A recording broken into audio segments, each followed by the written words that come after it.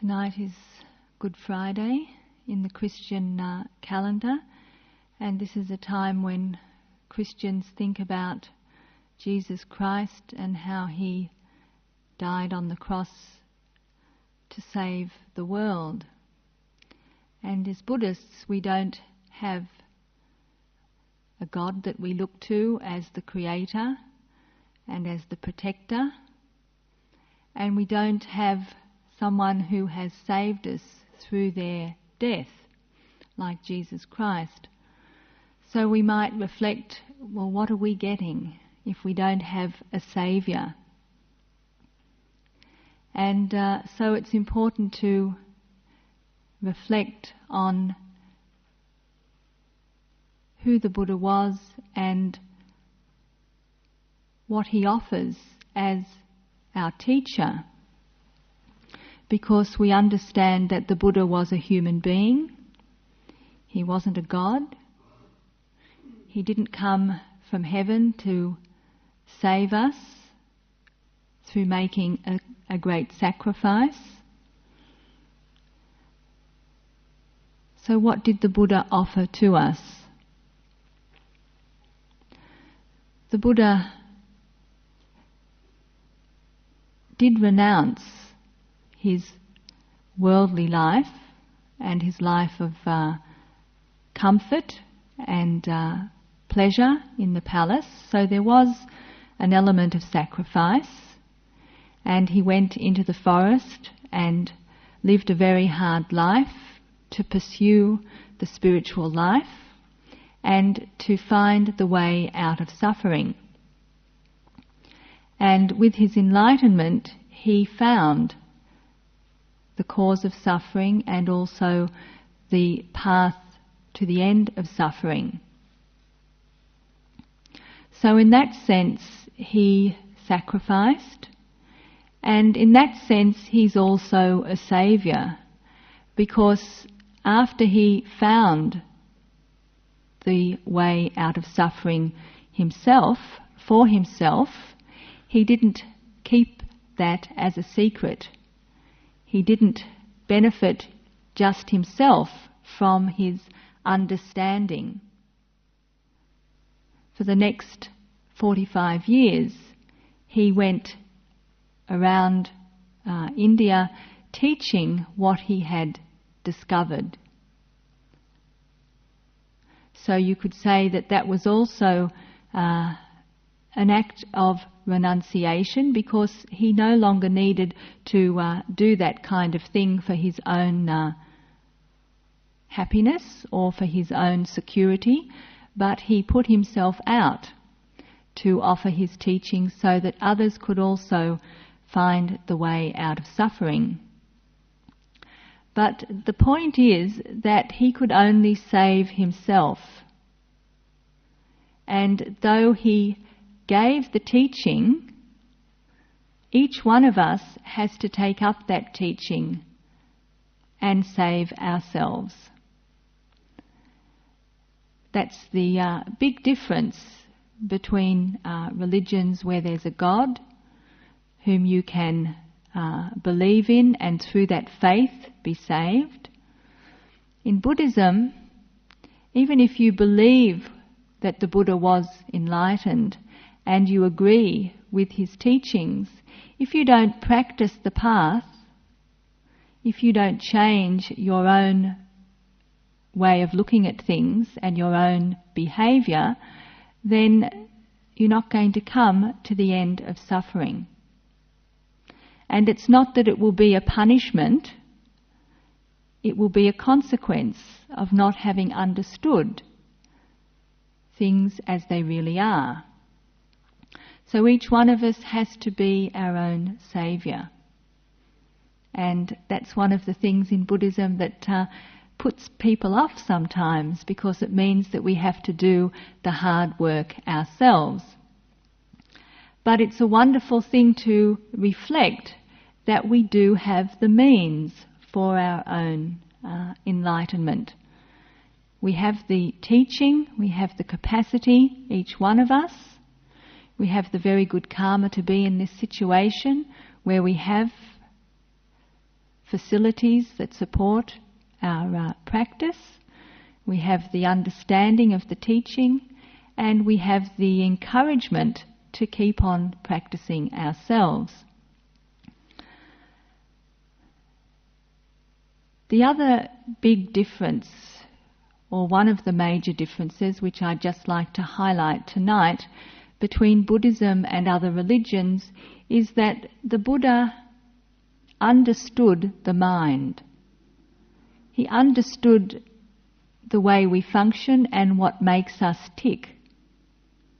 And the wisdom aspect of the Buddhist path is one of the factors which distinguishes it from other religions.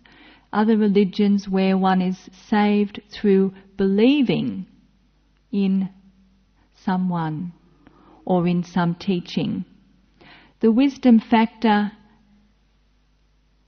explained by the Buddha, developed over the course of the years that the Buddha was teaching, explains not only how the mind works, but where we fit in to the world and the nature of the world itself.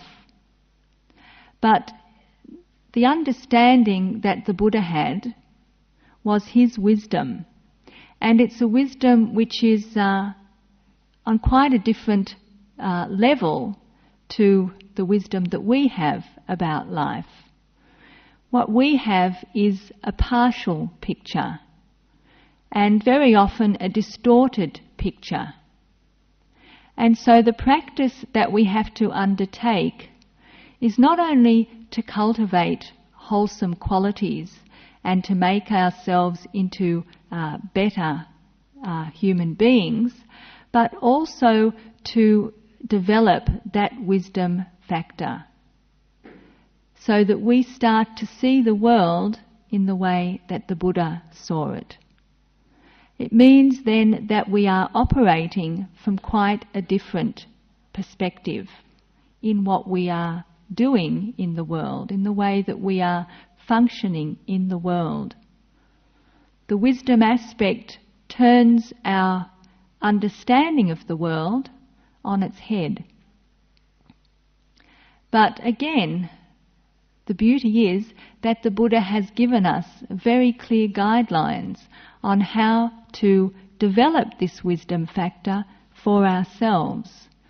We don't have to go searching, we don't have to ponder it, we just have to follow the instructions that have been given. So tonight I'd like to specifically deal with one of the aspects which we would be aware of in our ordinary functioning in the life, in our daily life, and that is the power that very strong emotions have over the mind. And the Buddha's explanation of these emotions and also how to deal with them. This teaching comes because the Buddha understood the mind, and not just understood his mind, but understood the mind as it functions in all of us.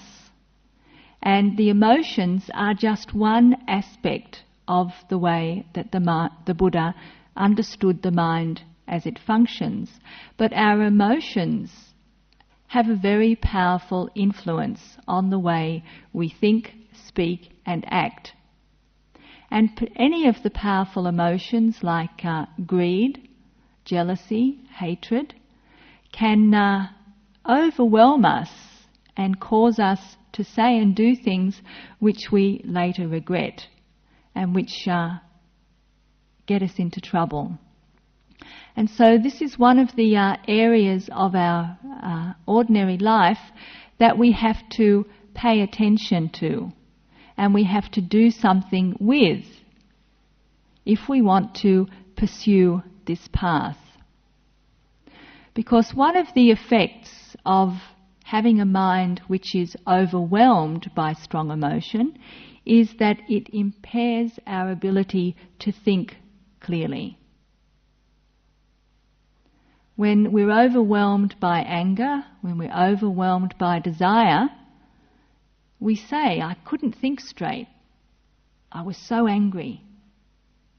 And this is a very common experience. It doesn't matter whether it's the emotion of based on hatred or an emotion based on greed.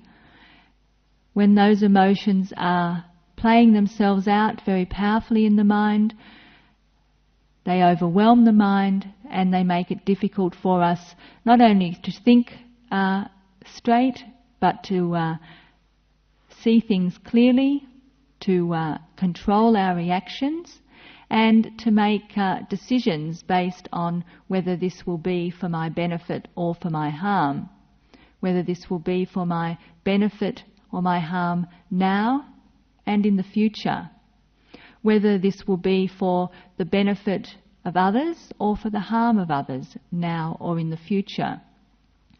So we have to start to rein in our powerful emotions. And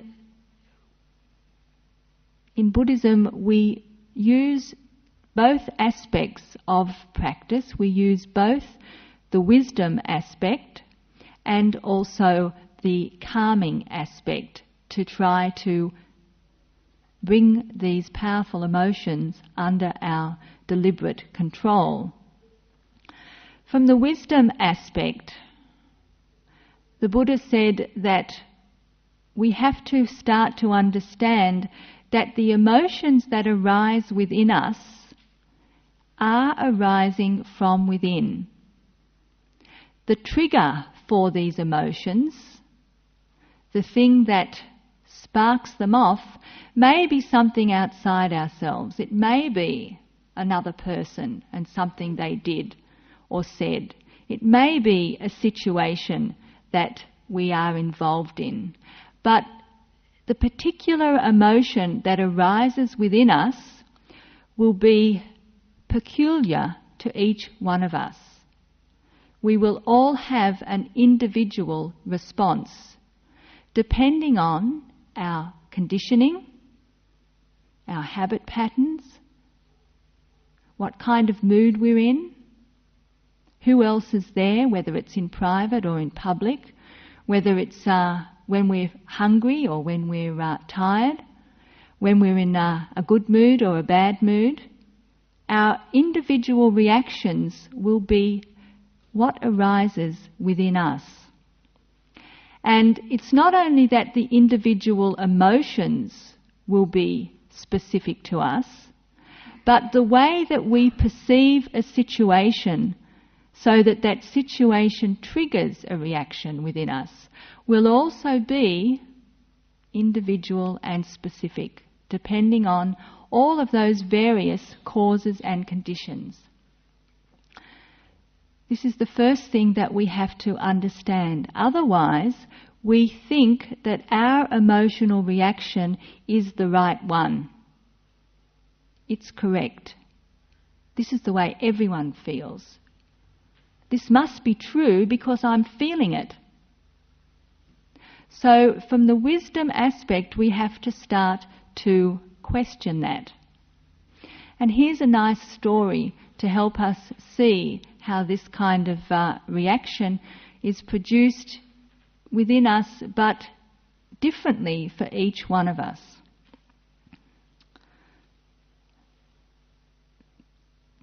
There was a teacher, a school teacher, who was going to have a baby. And when she found out she was pregnant, she decided that she wanted to have a natural childbirth.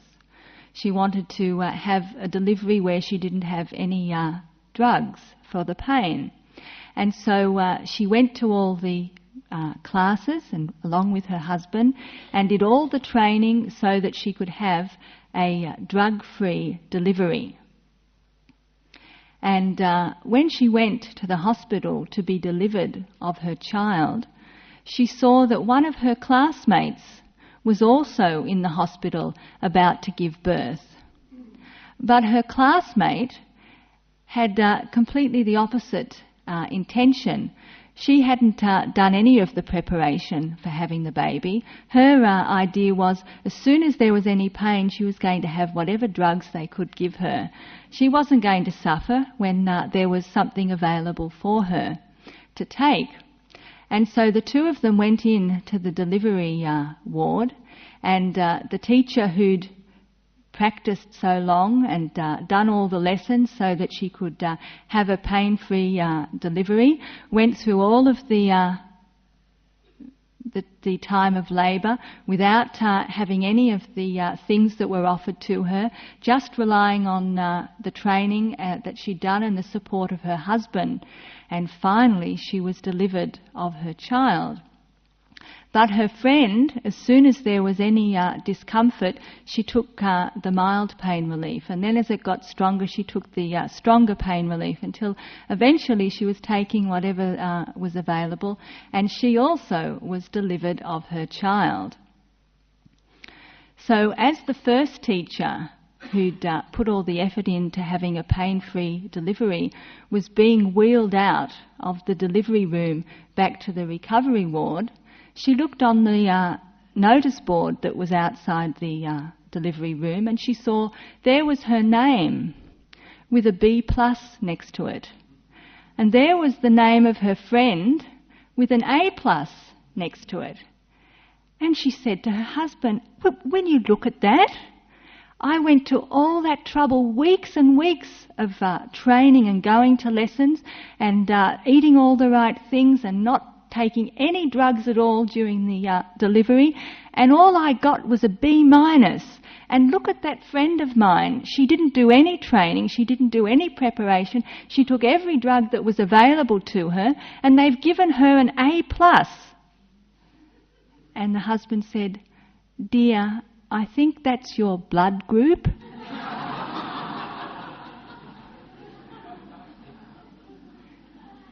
And certainly it was.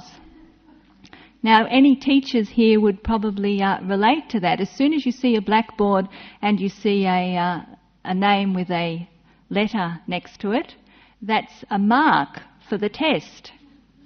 And even the fact that this is perceived as being a test, I'm going to study hard and I'm going to do well in this test, and I've studied hard so I should get a good mark, that is all conditioning. Now, when I told this story at the monastery and there were nurses and doctors and people with a medical background there, they said, "Well, of course it was the blood group. What do you expect? That's what they put up in a hospital." Because that's what doctors, nurses, pharmacists are used to seeing on blackboards in hospitals, not marks for the tests that the patients have gone through.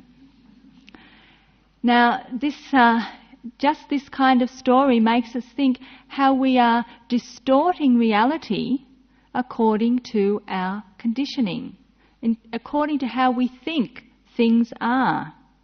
Not only the fact that it should be considered to be a test that we've got to pass, but even the fact that one person thinks natural childbirth is better, deserves a higher mark, all that effort, whereas the other person thinks, how foolish to go to all that effort and all that trouble and through all that pain when medical science has spent years and millions of dollars developing just the kind of drugs we need. How stupid not to take advantage of that.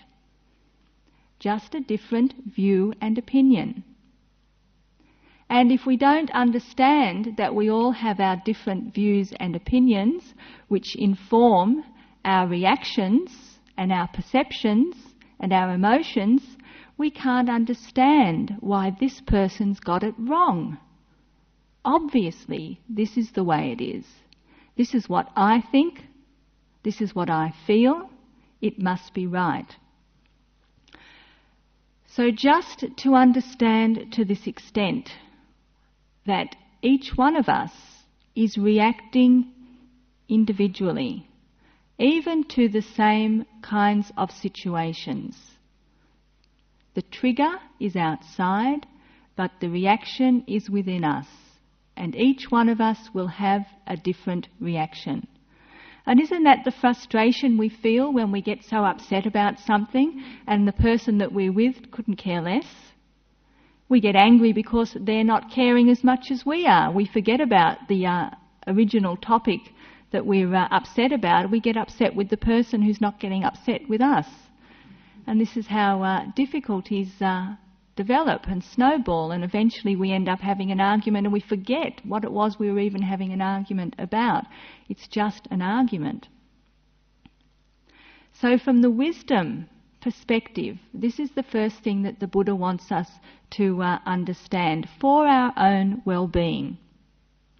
And this is the second thing from a wisdom aspect that we also need to understand, that these strong emotions harm ourselves first of all.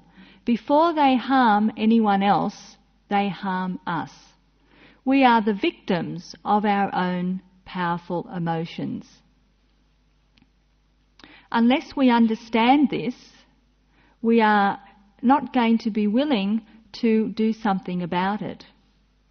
We're not going to be willing to work on our own inner stuff, because we're first of all going to think that our problems are caused by things out there, and that whatever we're feeling we should put out and let others know about, we should act on, because we're going to get something out of it.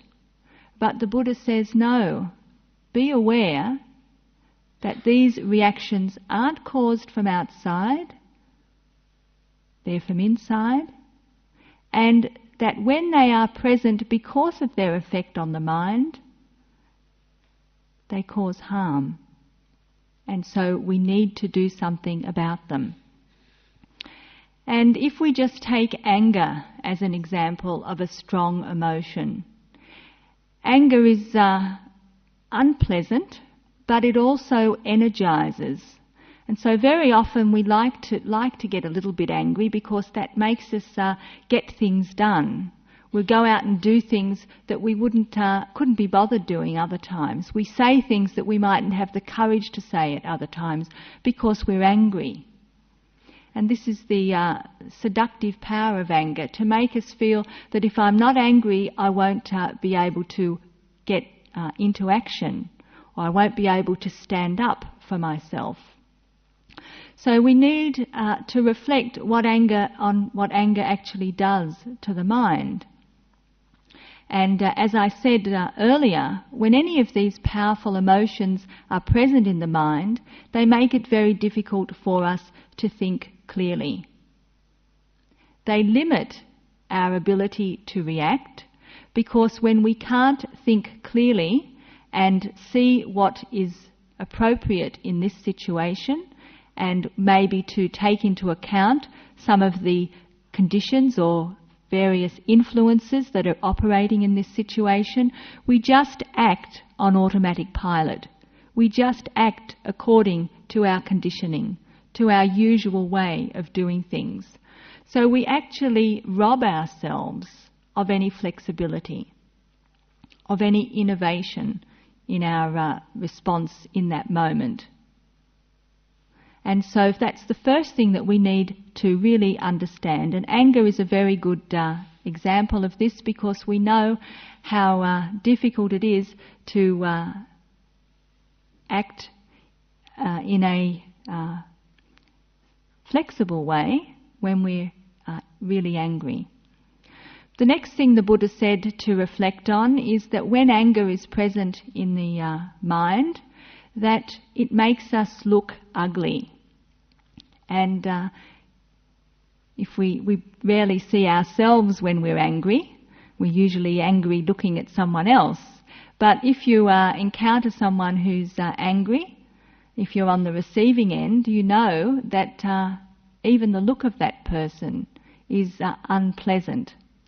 And the Buddha said, if you're thinking about the effect of anger on the mind, and you think of it as a friend, something that gets you going, helps you achieve what you want to achieve, then you're looking at it in the wrong way. Anger is actually an enemy, and does to us what our enemies would like to see happening to us. Our enemy would like to see us looking ugly, not to see us looking beautiful. And that's what we do to ourselves when we get angry. And if you are good at getting angry, if you make it a habit and you practice it, then even when you're not angry, the lines that are worn into the face stay there. And you look angry even if you're not in a bad mood. And if you've done that for a lifetime, you can't even get rid of those that angry scowl with the best of cosmetics or any kind of beautifying. And so that's the first thing that we do to ourselves when we're angry. The second thing the Buddha said is that if you had an enemy, they wouldn't want you to be in good health. And if we are habitually angry, then we end up making ourselves sick. And when the Buddha was talking about anger as a defilement in the mind, he described it as being like a bilious disease. When we're angry, the body is in a heightened state of arousal. The systems are on alert. And all sorts of biochemicals are being pumped through the system in order to cope with the stress that we're encountering. But if we don't allow our anger to subside and we become used to being angry, then we never allow the body to return to a state of equilibrium. We operate always on that heightened state of alert, and eventually that starts to take its toll on the physical body. So people get blood pressure, they get palpitations, they have churning stomachs, tight muscles, all the sorts of chronic discomforts which come with that state of arousal. And the Buddha said that's doing what an enemy would want for you, that you don't have good health. An enemy would also like us not to have a good night's sleep. And when we are continually angry, it's very hard to get to sleep at night. And even if we're only angry every now and then, we can notice the effect that it has on our sleeping patterns, particularly when we go to sleep or go to bed at night without making any effort to shed that anger before we lie down. We take the anger with us into our dreams. The mind isn't able to go to a deep state of rest. And we wake up feeling tired. And very often we feel that same irritation that we felt as we were going to bed. And of course, if we don't sleep well, then we can't function as well in the day. Now, interestingly enough, one of the effects of loving kindness practice, and particularly going to bed practicing loving kindness, falling asleep with loving thoughts, is that one goes to sleep easily, one dreams no evil dreams, and one wakes happily. So this is the complete opposite to what happens to us when we go to bed with angry thoughts. So particularly if we've been involved in something during the day which has really upset us, we should recognise that carrying this anger with us to bed is going to harm us. It's not going to harm the person that we're angry with. They might be out dancing, and we're going to bed to have a sleepless night. So the first thing we need to do is to be aware of that harm and to make a deliberate effort as we get into bed, while we're in bed, to let go of those angry thoughts and to generate wishes of friendliness, of goodwill towards ourselves. So the kind of practice that we did this evening in the meditation, tuning into the physical body. If we've had an angry encounter, if we're carrying that with us, we will be able to locate that in the body. We'll be able to feel the tight shoulders. Maybe we'll feel the tension in the jaw. Maybe we'll feel the slight headache. We might feel the knot in the stomach. So as we're lying in bed, we go through the body and just allow our attention to rest on those parts and deliberately relax them. Just doing that much is an act of loving kindness. And as we do that through the whole body, we'll find that as we relax the body, naturally the mind will start to relax. When the body is tense, it has an effect on the mind. When the body relaxes, it has an effect on the mind. And as well, when we are doing that and making the effort to do it, we're generating feelings of kindness in our own mind, so that has an effect on the body. The mind and the body are constantly interacting.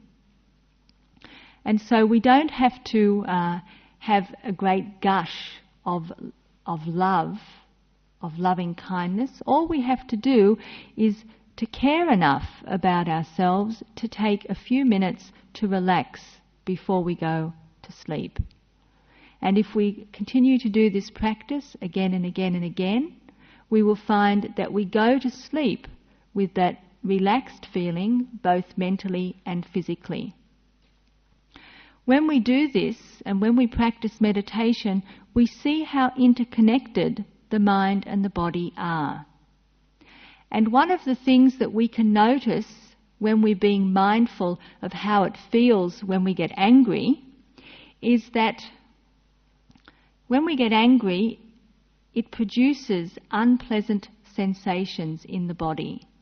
Because of the biochemical reaction that is triggered, an unpleasant feeling naturally arises. And then what happens is we don't like that unpleasant feeling. And so we start to react with irritation to the way the body feels. And we start to get angry with anger, if you like, with the effects of anger. We think that we're still getting angry at the person or the situation, but the unpleasant state that is aroused is itself another trigger for our continued irritation. This is something we have to discover for ourselves, and we discover it through meditation practice, or we discover it through trying to do that relaxation practice and offering ourselves loving kindness before we go to sleep. We see how the mind and the body are continually interacting, and once the body starts to relax, the mind naturally relaxes. So when we're getting angry in our daily life, we take a moment to pay attention to how it feels. And the feeling in the body will often persist because we've put into motion a series of causes and effects that takes time to play themselves out in the body itself. And as we notice that, we'll notice how that feels and how we don't like that. And that don't like reaction in the mind triggers more internal reaction. So part of the practice that we do in meditation is learning to accept unpleasant feelings without moving to the next reaction of, I don't like this, have to get rid of this is terrible. We start to be able to accept unpleasant feeling is unpleasant feeling. And to maintain the balance of our mind even when a reaction is playing itself out in the body. In that way we don't multiply that reaction, we don't add to that action, we don't keep it going any longer than it would naturally do. Now all of these reactions, all of these strong emotions will of their own nature pass away. They will cease, they will run their course. If we don't do anything, they will do that. But we can't usually not do anything. we make them stay longer by reacting to them, by reacting to the reaction that's produced. So part of our practice is to learn to bear with the unpleasant feelings that are produced, to keep the mind balanced, and to allow nature to take its course. That is, for that mental reaction and that physical feeling to pass away.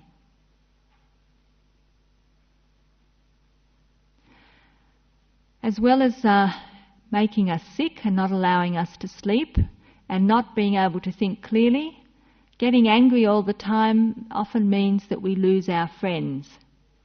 Who wants to be around someone who's on a hair trigger? We learn to avoid those people that we have to be on guard with, people that we can't trust how they're going to react. They might say something that's really nasty out of nowhere, or they might easily get upset. They can't put up with much frustration, so they get impatient if everything's not ready on time or just right. And in this way, people who are continually angry find that they don't have friends around them. And if it's someone that we can't avoid, someone that we're working with or someone that's part of the family, we still find ways not to include them, to avoid them as much as possible. And so this is one of the effects of being perpetually angry, that again we harm ourselves in the relationships that we have with others. And the last of the things the Buddha said we should reflect on, well, not the last, the second to last, is that we get a reputation for being angry, and that becomes what people know us as. We might be good at all sorts of other things, but our brief description is that angry person. And if you look around in the world, you'll see that there are people who can do all sorts of things very well, but very often they're known as that person that can't be relied on because they have a bad temper. They can't be relied on to see the job through because they get upset and angry, frustrated easily. And so if we're looking for someone to do something, we don't choose that person. So this lack of reliability is one of the consequences of being overwhelmed by our emotions. And then the last consequence of being angry all the time, the Buddha said, is that if you had an enemy, very often you wish that that enemy might go to hell. And the person who's angry all the time is sending themselves to hell. They're already in the hell realm by being constantly upset, constantly overwhelmed, constantly on fire with the heat of anger. And if we practice throughout this life responding with anger, getting good at being angry, then at the time of our death we'll be angry because we're dying. This shouldn't happen. This isn't fair. Someone did something wrong and I'm about to die. And this might sound flippant, but that's the way the mind works. Whatever we practice in this life, whatever we do habitually, that becomes the tendency of the mind. So we even greet death with an angry mind, and that will lead to an unfavourable rebirth. So this is just the emotion of anger. And if we reflect on anger in this way, we can see what the Buddha was pointing to, that it harms us, even before it harms anyone else. And even if we're not thinking about anger, if we're thinking about desire, desire is very attractive. It seems to offer something. We're going to get something when our desire is fulfilled. But the Buddha said desire is the same. It overrides our sense of what is right and wrong. It makes it very difficult to think straight. And the delusion of desire is that the more we seek to satisfy our wants, the better we get at wanting. It's not that we come to the end of desire by giving in. And one of the similes the Buddha gave for this reality is, he said, having desire is not only like having a bucket with a hole in the bottom that you're constantly trying to fill and the water is running out the bottom, but it's like someone with leprosy. Someone with leprosy has a sore which itches. And so to get relief from that itch, the person scratches the sore. And in scratching the sore, there's temporary relief. But what happens is that in scratching the sore, it breaks open the skin. And then the sore spreads. And then because we keep on scratching, it gets infected. And then we scratch more, and then it gets even worse. And instead of going away, the sore spreads, until eventually the scratching just makes things worse. And the only relief that can be found is to sit close to the fire, because the heat of the fire brings temporary relief. But because we have damaged the skin and it's no longer sensitive, the person gets closer and closer to the fire and ends up burning themselves. And the itch still doesn't go away. Now, when we have strong desire in the mind, we can feel that internal itch. I've got to have this. I want that. This is what's going to make my life complete. And so we go after that thing. And there is some temporary relief. Some temporary relief from that internal itch. But how long does it last? Even if we get what we want. If it lasts, why do we have to go and do it again? Why do we have to get the next thing? Why do we have to go to the next place? Do the next thing? Because the desire is not fulfilled through acting on it. The desire just gets bigger and bigger. And we know when we look around today and see how big everyone's television screen is. It's like going to the movies. If you go into someone's house and see these huge television screens, they have to get bigger, they have to get louder, they have to get clearer, because we're not satisfied with the way it used to be. We thought black and white was great, and then colour was great, and then just to be able to stop it and rerun was great. But now we want to have an even bigger screen where we can make our own movies and be in the movies, and it never ends. And we take it for granted these days that we want to have this sort of thing. We've got to have this sort of thing. This is great. But it's just making the itch bigger, worse. And if we don't reflect in the way that I've been describing, is this for my benefit? Is this for my well-being? Am I able to think clearly when I'm full of desire? We will just think that because I want it, I should have it.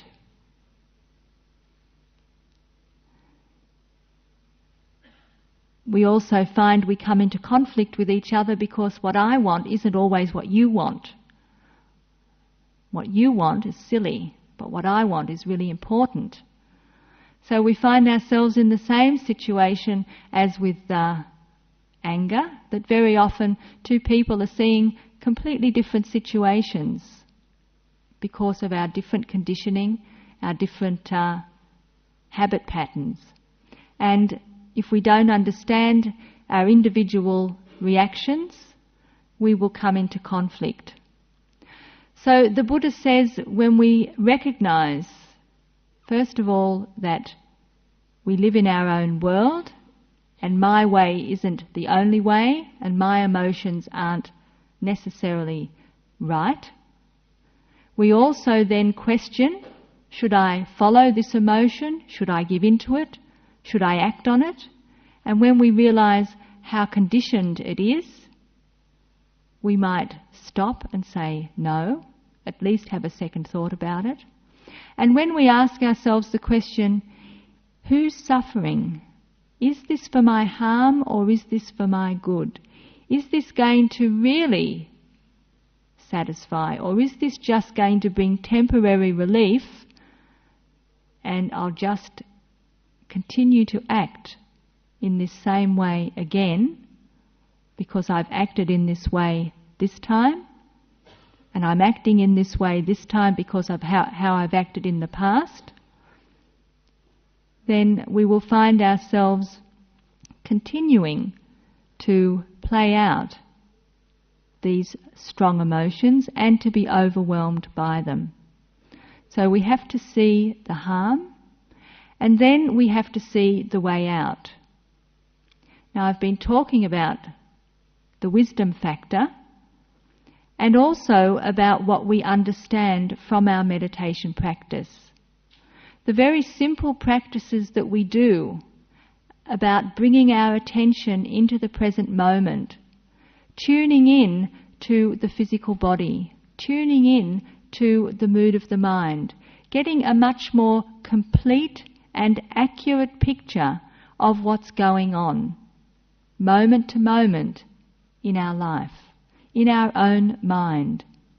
And then being able to notice how impermanent those reactions are. Even the pleasant reactions that we have in meditation arise, stay for a while and pass away. The unpleasant reactions, the pain in the knee, the pain in the back, once you move, that goes. It's also impermanent. And the mind that is paying attention, that is trying to watch the breath or is with the pleasant feeling, also is impermanent, arises, passes away. And as we experience this in the meditation, we start to understand even my strongest emotion, even my strongest reaction is impermanent, arises, stays for a while and passes away. My strongest reaction, my strongest emotion is a produced thing. It has no life of its own. It's not me. It's not mine. It's just part of the passing show. Now, when we experience this in our meditation and we see how true it is, then we can take that to our daily life. And when a strong emotion overwhelms the mind, we recognize it because we're paying attention to the thoughts, to the mood, and also to the way it makes us feel in the body. And then we remember, conditioned, not true, impermanent, and we don't allow it to dictate our reaction. When we practice in our meditation to continually let go of the thinking and direct our attention to the breath, we are developing that strength of mind which is necessary in daily life, in the middle of a strong emotional response, to let go of the thinking and put our attention where we want it. If it's on the physical body, if it's on the next thing that we have to do, if it's on something that will help to counteract the emotion that we're feeling, we start to be able to do that because we've developed that skill and that strength of mind in the meditation. And then the other consequence of practicing meditation regularly is that eventually we start to be able to generate that feeling of ease and peacefulness, that pleasant feeling from within the mind itself. And to be able to do that gives us the courage to let go of those unwholesome emotions, because we know for ourselves that it is possible to experience something that's better without having to resort to unwholesome, unskillful reactions. We have something better to turn towards. And if we cultivate that in meditation, eventually we will find that we take that with us into our daily life. And we have that as a support in the midst of even an angry reaction. We can turn our attention inward and we can generate that pleasant feeling, even the memory of that pleasant feeling, and that becomes at that time our refuge. That's what stops us from rolling in the anger or getting swept away by the desire. Waiting until that desire or that anger naturally subsides. We don't feed it, we remain balanced, and it passes away. So meditation practice is essential if we're going to deal with these emotions. Understanding their nature, seeing them for what they are, and then having the strength of mind and the skills to be able to counteract them. It's not that we're repressing them or suppressing them, pretending that they're not there. We know that they're there, we acknowledge them, but instead of seeing them as something that is good and for our help, for our benefit, we see them for what they are, that is, as our enemies. As I said at the beginning, each one of us has to work for our own salvation, and I hope for you that this teaching will have been of benefit for you, and may the merit of this teaching help us all to attain Nibbana.